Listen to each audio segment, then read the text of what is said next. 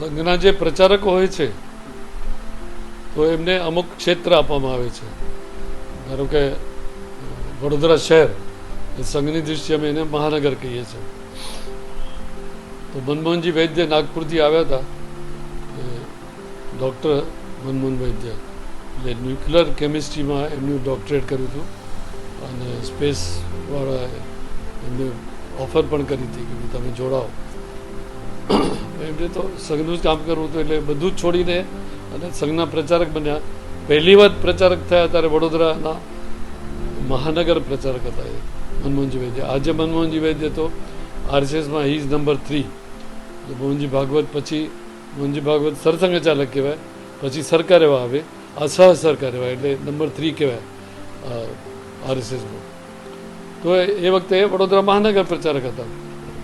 નરેન્દ્રભાઈ જ્યારે વડોદરા આવ્યા ત્યારે વિભાગ પ્રચારક તરીકે આવ્યા, એટલે 4-5 જિલ્લાઓ એક વિભાગમાં આવ્યા.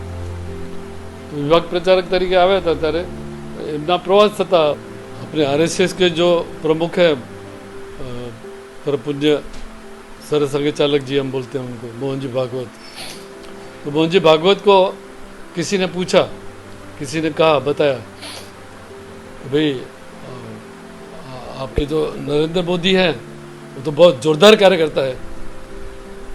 तो मोहन जी भागवत ने जो उनको जवाब दिया वो बहुत महत्व का है.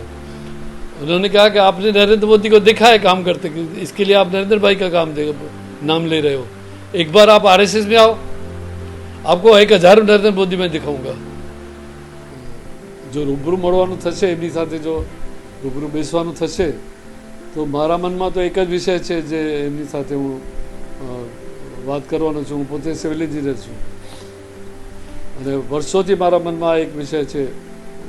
અમે નાનામાંથી મોટા વડોદરામાં થયા, ભણ્યા વડોદરામાં, નોકરી ધંધો બધું વડોદરામાં, એટલે એક જે અટેચમેન્ટ છે વિશ્વામિત્રી સાથે, તો આપણને એક પીડા છે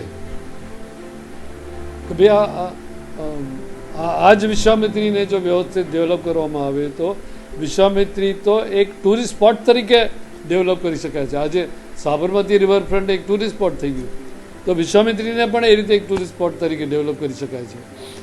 તો જ્યારે કાલે એમની સાથે કદાચ મળવાનું થશે તો મારા મનમાં એક જ વિષય છે કે જે એમને હું કહેવાનું છું, ભાઈ તમે પણ વડોદરા રહ્યા છો અને પછી પણ વડોદરાથી લોકસભામાં ચૂંટાયા હતા. તમે તમારો વડોદરા સાથે જે નાતો છે એ રીતે મારી અપેક્ષા તમારા પાસેથી એક જ છે કે આ વિશ્વામિત્રીનો તાત્કાલિક વિશ્વામિત્રીના જે ડેવલપમેન્ટ છે એના માટે કંઈક કરો. જે ક્ષેત્ર આપવામાં આવે એ વડોદરા વિભાગ એટલે 4-5 જિલ્લા હોય તો એમનો આખો પ્રવાસ નક્કી થઈ જતો હોય આખા મહિનાનો. એટલે શાસ્ત્રી પોલમાં તો એ પ્રવાસ પતાવીને આવ્યા હોય ત્યારે શાસ્ત્રી પોલમાં રહે. વડોદરા શહેરમાં પ્રવાસ હોય ત્યારે તમને વધારે દેખાય, પણ બાકી જિલ્લામાં પ્રવાસ જે જતા હોય, ગોધરા જતા હોય, નડિયાદ જતા હોય, ભરૂચ જતા હોય, તો એ પ્રવાસ પતાવ્યા પછી એ આવતા હોય. શાસ્ત્રી પોલમાં જે કોઈ સંઘનો પ્રચારક આવતો હોય તો શાસ્ત્રી પોલ સંઘનું કાર્યાલય છે. તો નરેન્દ્રભાઈ જ્યારે આવ્યા ત્યારે એ શાસ્ત્રી પોલમાં જ રહેતા હતા. સાધારણ કાર્યકર્તા જે રીતે કામમાં લાગેલા હોય છે એ રીતે નરેન્દ્રભાઈ પણ પોતાની રીતે કામમાં લાગેલા હતા. પણ મેં વાત કરી તો એમની જે એક વિશેષતા હતી, મેં આના પહેલાં મેં વાત કરી છે કે જ્યારે વિશ્વામિત્રીમાં પૂર આવ્યું ત્યારે અમને ભેગા કર્યા એમને, અને અમે રાહ જોઈ રહ્યા હતા કે ભાઈ કોંગ્રેસના નેતાઓ બેસે, કારણ કે અમે તો બહુ નાના હતા, સંઘને કોઈ ઓળખે નહીં. તો અમને એવું હતું કે ભાઈ આ બધા મોટા નેતાઓ બેસે પછી અમે બેસીએ. નરેન્દ્રભાઈ આવ્યા અને એમને જ્યારે કહ્યું કે ભાઈ ચલો બેઠ જાઓ, ત્યારે અમે બેસી ગયા ગાડીઓમાં. એ વખતે મને લાગ્યું કે આ માણસમાં કંઈક દમ છે, અથવા એમને જે ઉપરથી આધ્યાત્મિક શક્તિ આપવામાં આવી છે, આ બધું ભેગું થઈને અને આપણે એમને કામ કરતા જોઈ રહ્યા છીએ. સ્પિરિચ્યુઅલની જે તમારો જે પ્રશ્ન છે ને, તો આ જે ઉપર ફોટા જોઈ રહ્યા છો ને, એમાં જે દાઢીવાળા ગુરુજી છે એ પરમપુણ્ય ગુરુજી એ આરએસએસના નંબર 2, એટલે પહેલાં ડૉક્ટર હેડગેવાર હતા જેમણે આરએસએસની સ્થાપના કરી. પછી એમના પછી 1940માં પરમપુણ્ય ગુરુજી આરએસએસના સરસંઘચાલક બન્યા.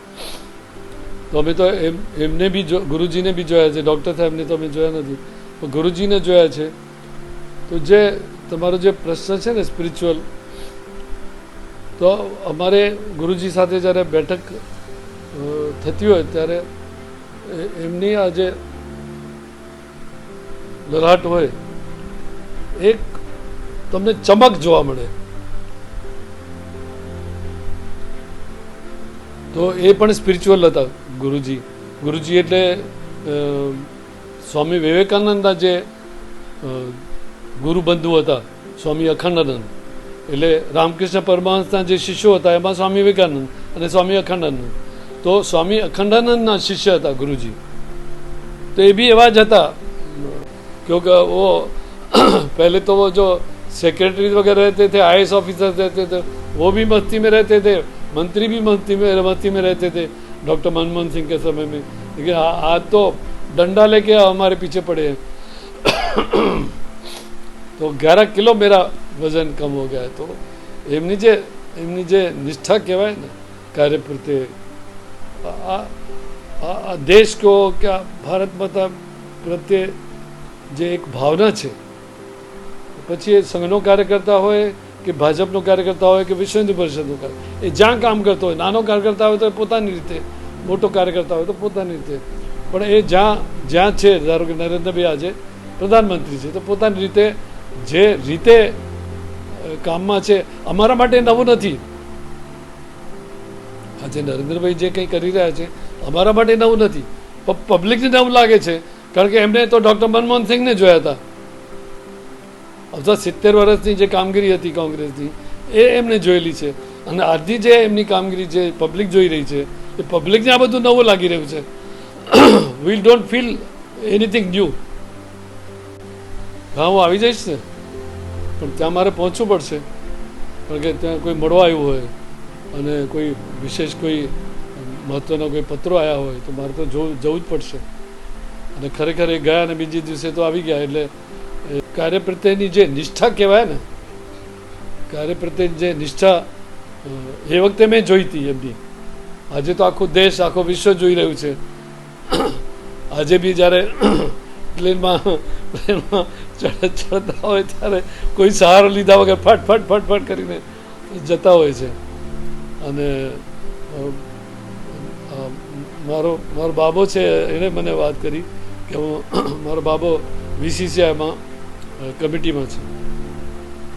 તો VCCIનું અહીંયા એક્ઝિબિશન થવાનું હતું. એના દૃષ્ટિએ એ જ્યારે દિલ્હી મળવા ગયા હતા કે ભાઈ કોઈ મંત્રીને આપણે બોલાવીએ, તો જે મંત્રીને મળવા ગયા હતા એ મંત્રીએ કહ્યું, નિષ્ઠાની વાત કરું છું અને સાતત્યની વાત કરું છું. તો એ મંત્રીએ મારા બાબાને મહેશભાઈને એવું કહ્યું કે अरे यार छोड़ो नरेंद्र भाई ने तो हमारी हालत कर दी है, 11 किलो वजन मेरा कम हो गया है. सुबह 6:20 तो मंत्रियों की बैठक बुलाते हैं और फिर दिन भर हमको काम में लगा रहना पड़ता है, क्योंकि वो एजेंडा हमें नक्की करशू. बाकी लोगोने गमतुं હોય તો ફોલો કરવા દો, નહીં ગમતું તો વિરોધ કરવા દો, પણ we will fix the agenda. આ એમનું વાક્ય મને આજે બી યાદ છે. સંઘના પ્રચારક તરીકે જ્યારે વડોદરા હતા ત્યારે તો અમારા ઘરે આવતા જ હતા, પણ પછી એ મહામંત્રી બન્યા એ વખતે બી અમારા સંબંધો હતા. કારણ કે વડોદરાનું જે વિવિધ ક્ષેત્રનું જે સંકલનનું કામ હતું, સમન્વયનું કામ હતું, એ મારી પાસે હતું. એટલે ભાજપ હોય, વિશ્વ હિન્દુ પરિષદ હોય, આ બધા સાથે મારે સંબંધો રાખવાના. એમની મહિનામાં એક વાર બેઠક લેવાની વડોદરાના લોકોની. પણ એ રીતે અમારા જે સંબંધો થતા હતા. તો એ દૃષ્ટિએ જ્યારે એક દિવસ લોકસભાની ચૂંટણીઓ નક્કી થઈ, એમાં વડોદરા એ આવ્યા હતા. અને સભા પછી અમે, હું અને નરેન્દ્રભાઈ શાસ્ત્રી પુલના સંઘ કાર્યાલયમાં જઈ રહ્યા છીએ. તો ગાડીમાં બેઠા જે કહે છે મારે તો અમદાવાદ જવું પડશે. તો રાતના 12 વાગ્યા છે, હજુ તો આપણે કાર્યાલયમાં જઈ રહ્યા છીએ, તમે ક્યારે નીકળશો ને ક્યારે પહોંચશો ને ક્યારે પાછા આવશો. તો સ્વાભાવિક છે, મહામંત્રી તરીકે જોડાયો હતો, સંગઠનની દૃષ્ટિએ એ કામગીરીમાં હોય જ. અને એમની કામગીરી એટલી સરસ હતી તો એમને દિલ્હી મોકલવામાં આવ્યા અને દિલ્હી એક એવો સમય આવી ગયો કે મેં વાત કરી કે ભાઈ ભાજપનું કામ જનસંઘનું કામ વધી રહ્યું હતું તો એ તો ગુજરાતનું જ જનસંઘનું કામ જોતા હતા એ કંઈ અખિલ ભારતીય અધિકારી નહોતા પણ એમને જ્યારે દિલ્હી મોકલવામાં આવ્યા તો એ વખતે વિધાનસભાની ચૂંટણીઓ આવતી હતી એ વખતે હિમાચલ પ્રદેશની ચૂંટણી આવી હતી એવા એક બે પ્રાંત હતા એક હિમાચલ પ્રદેશનું હતું અને બીજું બનતા સુધી હરિયાણા હતું એક્ઝેક્ટ મને ખ્યાલ નથી પણ એ પ્રાંતોમાં પ્રભારી તરીકે એટલે અખિલ ભારતીય પ્રભારી તરીકે એ પ્રાંતમાં નરેન્દ્રભાઈ મોદીને મોકલવામાં આવ્યા હતા અને જે બે પ્રાંતમાં એમને મોકલવામાં આવ્યા હતા બંને ચૂંટણીઓ એ જીતીને આવ્યા હતા મે બી અરાઉન્ડ 70s 80s 80ની આજુબાજુની વાત છે પણ એક શાખામાં એક ગણમાંથી બીજા ગણમાં બીજામાંથી ત્રીજા ગણમાં ત્રીજામાંથી ચોથા ગણમાં પ્રવાસ કરવાનો મારો આ પહેલો મોકો છે એમાં શું હતું કે નરેન્દ્રભાઈ વડોદરામાં વિભાગ પ્રચારક હતા પછી એ વિભાગ પ્રચારક 5, 7, 10 વર્ષ સુધી હોય પછી એમની ટ્રાન્સફર થતી હોય બીજે એટલે વડોદરાથી ગયા પછી એ અમદાવાદ હતા કર્ણાવતી હતા ત્યાં પ્રચારક તરીકે હતા એ વખતે જનસંઘનું કામ વધી રહ્યું હતું ગુજરાતમાં દેશભરમાં જનસંઘનું કામ વધ્યું હોય દેશભરમાં બધા પ્રાંતોમાં વધતું હતું પણ ગુજરાતમાં બહુ ફાસ્ટ વધ્યું કામ ગુજરાતમાં બહુ ફાસ્ટ કામ વધ્યું જનસંઘનું હવે કામ વધી રહ્યું છે આટલું મોટું સંગઠન છે તો એને સંભાળવા માટે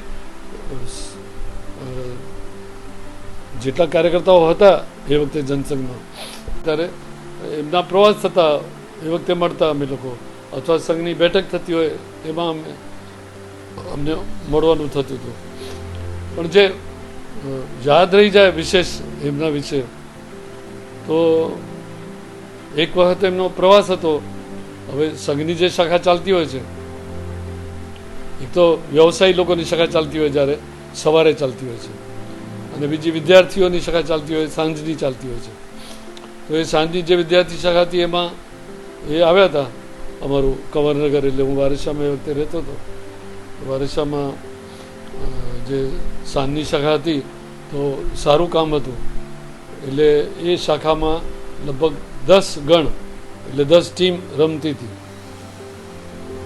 એક ગણ એટલે એક ટીમ એ રમતી હોય પોતાના કાર્યક્રમો થતા હોય એમના તો એ જ્યારે આવ્યા ત્યારે હું નરેન્દ્રભાઈ અમે એક ગણમાંથી એટલે એક ટીમમાંથી જોઈને બીજા ટીમમાં જઈ રહ્યા છીએ એટલે કોઈનો કાર્યક્રમ ચાલતા હોય અમારે કંઈ એમાં ડિસ્ટર્બ કરવાનું નથી હોતું એટલે અમે ગણની પાછળ બહાર ઉભા રહીને અને જોતા હોઈએ શું ચાલી રહ્યું છે પછી ત્રીજા ગણમાં ચોથા ગણમાં એટલે એમના મોઢેથી નીકળી ગયું છે મને આજે બી યાદ છે પીતાંબરભાઈ એ ગામમાંથી બીજા ગામમાં તમે પ્રવાસ કર્યો હશે સંઘના પ્રચારક તરીકે જ્યારે વડોદરા હતા ત્યારે તો અમારા ઘરે આવતા જ હતા પણ પછી એ મહામંત્રી બન્યા એ વખતે બી અમારા સંબંધો હતા કારણ કે વડોદરાનું જે વિવિધ ક્ષેત્રનું જે સંકલનનું કામ હતું સમન્વયનું કામ હતું એ મારી પાસે હતું એટલે ભાજપ હોય વિશ્વ હિન્દુ પરિષદ હોય આ બધા